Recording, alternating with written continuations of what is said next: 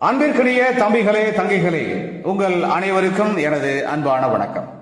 ஒவ்வொரு திருக்குறளின் மேன்மையான கருத்துக்களை இவ்வுலகெங்கும் வாழுகின்ற மாணவ மாணவியராகிய தாங்கள் அனைவரும் தெளிவாகவும் சிறப்பாகவும் அறிந்து உணர்ந்து உன்னதமான மேன்மையான ஒவ்வொரு திருக்குறளையும் அதில் சொல்லப்பட்டுள்ள உன்னதமான உயர்வான கருத்துக்களையும் நீங்கள் உங்களது தேர்வுகள் எழுதுவதற்கும் அதே சமயத்திலே அந்த மாண்புமிக்க மேன்மை தாங்கிய கருத்துக்களை கொண்டு உங்களுடைய வாழ்க்கை பயணத்தை, வாழ்க்கை பாதையை செம்மையாகவும் அன்புடனும் அறத்துடனும் மற்றும் ஆக சிறந்த அனைத்து விதமான திருக்குறளில் சொல்லப்பட்டுள்ள பண்பு நலன்கள் உடனும் அமைத்துக் கொள்ள உதவுவதே இந்த கருத்தாக்கத்தினுடைய நோக்கமாகும். அந்த வகையிலே இன்று நாம் எடுத்துக்கொள்ளும் திருக்குறள் எண் 275. அறத்துப்பாலிலே துறவரவியலிலே கூடா ஒழுக்கம் என்கிற அதிகாரத்திலே அமையப்பெற்றுள்ள அந்த திருக்குறள் பற்றற்றேம் என்பார் படிற்றொழுக்கம் எற்றெற்றென்று ஏதம் பலவும் தரும். பற்றற்றேம் என்பார் படிற்றொழுக்கம் எற்றெற்றென்று ஏதம் பலவும் தரும். நாம் இப்பொழுது இந்த திருக்குறளின் வார்த்தைகளுக்கு தனித்தனியாக பொருள் காணலாம். பற்றற்றேம் என்றால் ஆசைகளை துறந்து விட்டோம் என்பார். படிற்றொழுக்கம் என்றால் என சொல்பவர்களுடைய உலகை ஏமாற்றுகின்ற பொய்யொழுக்க செயல்கள். எற்றெற்றென்று என்றால் ஏன் அப்படி தவறு செய்தோம், ஏன் அப்படி தவறு செய்தோம் என்று ஏதம் பலவும் தரும் என்றால் துன்பங்கள் பலவற்றையும் தரும். அதாவது ஆசைகளை துறந்து விட்டோம் என்று சொல்லிக்கொண்டு அதற்கு மாறாக செயல்படுபவர்களுடைய உலகை ஏமாற்றுகின்ற பொய்யொழுக்க செயல்கள். ஏன் அப்படி தவறு செய்தோம், ஏன் அப்படி தவறு செய்தோம் என்று அவர்களே வருந்தும்படியான துன்பங்கள் பலவற்றையும் தரும் என்பது இந்த திருக்குறளின் அருமையான கருத்தாகும். நாம் இப்பொழுது திருக்குறள் சம்பந்தமான ஒரு தகவலை தெரிந்து கொள்ளலாம். 14 கீழ்கணக்கு நூல்களிலேயே மிகப்பெரிய நூல், அதாவது அதிக பாடல்கள் கொண்ட நூல் திருக்குறள் என்பதை அறிகிறோம். இந்த திருக்குறளின் இத்தகைய அருமையான கருத்தோடு தொடர்புடைய இனியதொரு தமிழ் திரைப்பட பாடல் வரிகளை நாம் தேடுகின்ற பொழுது கவிஞர் வாலி இயற்றியிருக்கிற ஒரு புகழ்மிக்க பாடல் வரிகள் நம் நினைவுக்கு வருகிறது. கூடா ஒழுக்க செயல்களிலே ஈடுபடுகின்ற தமது உண்மை ரூபத்தினை மறைத்து கொண்டு நல்லவர்கள் போல் வேடமணிந்து நடிக்கின்ற நயவஞ்சக செயல்களில் ஈடுபடுகின்ற ஈன பிறவிகளை மிக நேர்த்தியாக ஒரு நாயகன் எள்ளி நகையாடுகின்ற அந்த அற்புதமான பாடல் வரிகளிலே அந்த நாயகன் கூறுவார்,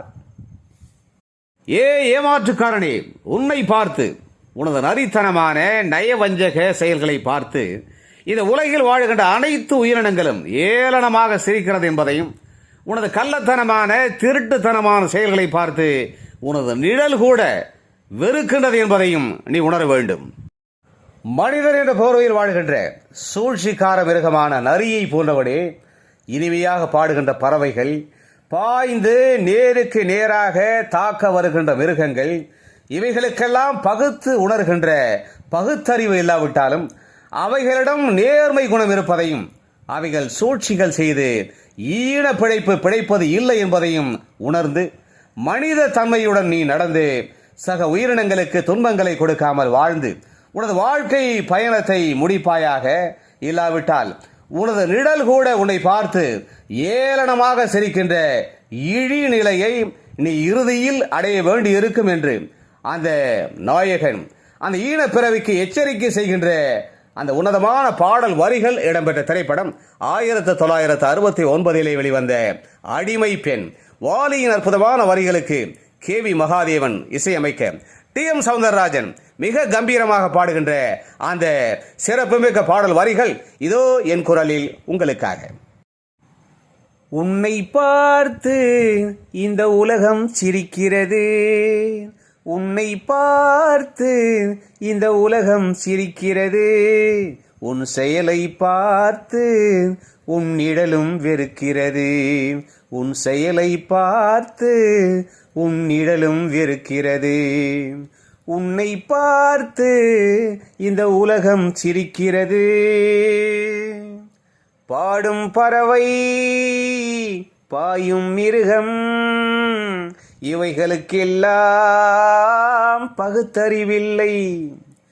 பாடும் பறவை பாயும் மிருகம் இவைகளுக்கெல்லாம் பகுத்தறிவில்லை, ஆனால் அவைகளுக்குள்ளே சூழ்ச்சிகள் இல்லை.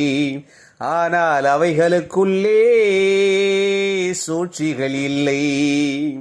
உன்னை பார்த்து இந்த உலகம் சிரிக்கிறது, உன் செயலை பார்த்து உன் நிழலும் வெறுக்கிறது. உன் செயலை பார்த்து உன் நிழலும் வெறுக்கிறது. எனவே அன்பு தம்பிகளே, தங்கிகளே, ஆசைகளை துறந்து விட்டோம் என்று சொல்லிக்கொண்டு அதற்கு மாறாக செயல்படுவர்களுடைய உலகை ஏமாற்றுகின்ற பொய் ஒழுக்க செயல்கள் ஏன் அப்படி தவறு செய்தோம் என்று அவர்களே இறுதியில் வருந்தும்படியான துன்பங்களை அவர்களுக்கு கொடுக்கும் என்கிற இந்த திருக்குறளின் கூடா ஒழுக்கம் சம்பந்தமான அருமையான கருத்துக்களை அறிந்து உணர்ந்து நாம் கூடா ஒழுக்க செயல்களிலே ஈடுபடாமல் நல்லொழுக்க செயல்களிலே நம்மை ஈடுபடுத்திக் கொண்டு புகழையும் மேன்மையையும் அடைவோம். மீண்டும் ஒரு இனிய திருக்குறள் எண் 276. அந்த திருக்குறளின் பொருளோடு தொடர்புடைய இனியதொரு தமிழ் திரைப்பட பாடல் வரிகள், திருக்குறள் சம்பந்தமான சில தகவல்கள் ஆகியவற்றோடு நாம் விரைவில் மீண்டும் சந்திக்கலாம். அதுவரை அன்பு வணக்கம் கூறி விடைபெற்றுக் கொள்வது உங்களுடைய அன்பு அண்ணா முனைவர் கா. சிவசங்கர். மீண்டும் சந்திப்போம். நன்றி, வணக்கம்.